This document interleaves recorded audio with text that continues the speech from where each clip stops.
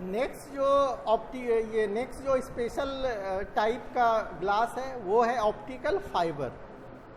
Optical fibre एक flexible transparent fibre है और जिसको कि हम लोग ग्लास के ड्राइंग से जनरली हम लोग सिलिका ग्लास के ड्राइंग प्रोसेस से बनाते हैं।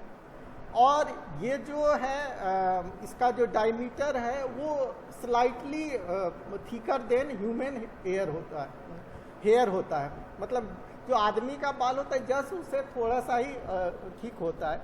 इतना पतला तक हम लोग इस ऑप्टिकल फाइबर को बनाते हैं।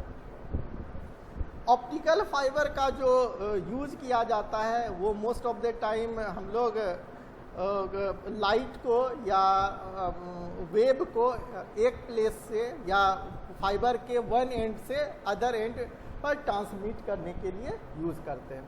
इसका यूज जो है फाइबर ऑप्टिक कम्युनिकेशन सेक्टर में करते हैं, जहाँ पर कि काफ़ी लॉन्ग जो डिस्टेंस होता है उसमें सिग्नल्स को एक जगह से दूसरे जगह ट्रांसमिट करने के लिए करते हैं विथ हायर बैंडविड्थ या higher data speed rate compare to electrical cable. Electrical cable में क्या हो रहा था या कॉपर केबल में क्या हो रहा था, बहुत ज़्यादा डेटा का या बहुत ज़्यादा एनर्जी का लॉस हो जा रहा था। जो हम लोग जितना सिग्नल भेजते थे एंड दूसरे एंड पर बहुत कम सिग्नल मिल पाता था। तो इस वजह से काफ़ी डिस्टॉर्शन होता था। हम यहाँ पे एक मान लो साउंड का सिग्नल सेंड करना है, साउंड का सिग्नल 30 dB सेंड किए तो हमको यहाँ 5 dB रिसीव हुआ, तो 25 dB का जो है वो लॉस हो गया। तो जो आउटपुट हमें मिलता था वो बहुत कम मिलता था।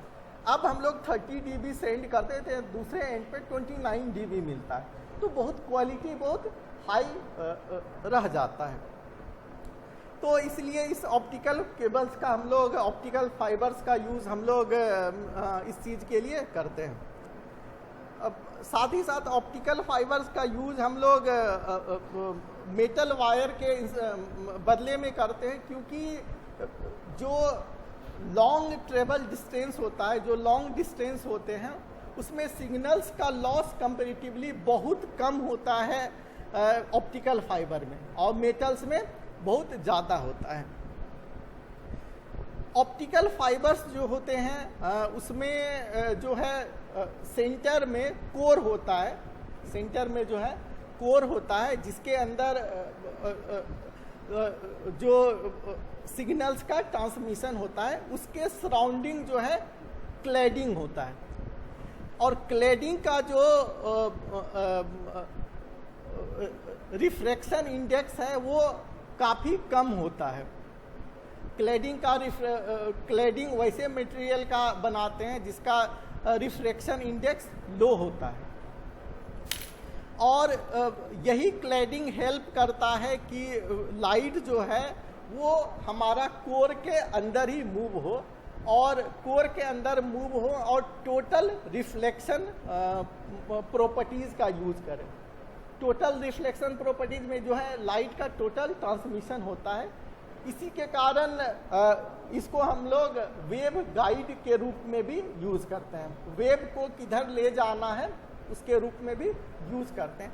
आजकल इस ऑप्टिकल फाइबर का बहुत ज़्यादा यूज़ मेडिकल इंडस्ट्री में भी होने लगा है। बहुत सारे ऑपरेशंस जो हैं इसके मदद से करते हैं, या बहुत सारे टेस्टिंग जो है इसके मदद से करते हैं।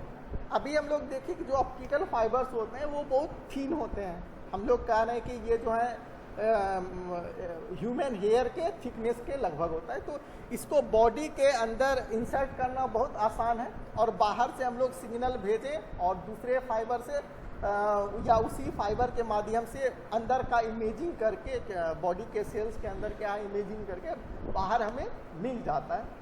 तो इस तरीके से सिग्नल का ट्रांसमिशन बहुत आसानी से हो जाता है। तो उसमें भी जो भी मेडिकल साइंटिस्ट या मेडिकल सेक्टर में जो है ऑपरेशन के लिए या बॉडी के अंदर का इमेजिंग के लिए इस तरीके का ऑप्टिकल फाइबर्स का यूज किया जाता है।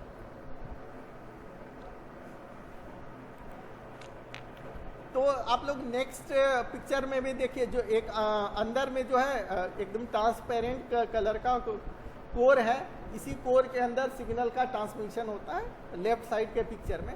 इसके ऊपर जो है वो क्लैडिंग है। क्लैडिंग जो है वेव को गाइड करने में मदद करता है, साथ ही साथ इसका रिफ्लेक्शन इंडेक्स वो लोअर होता है, ताकि जो लाइट है कोर को पास करके बाहर नहीं आए, वो रिफ्लेक्ट करे।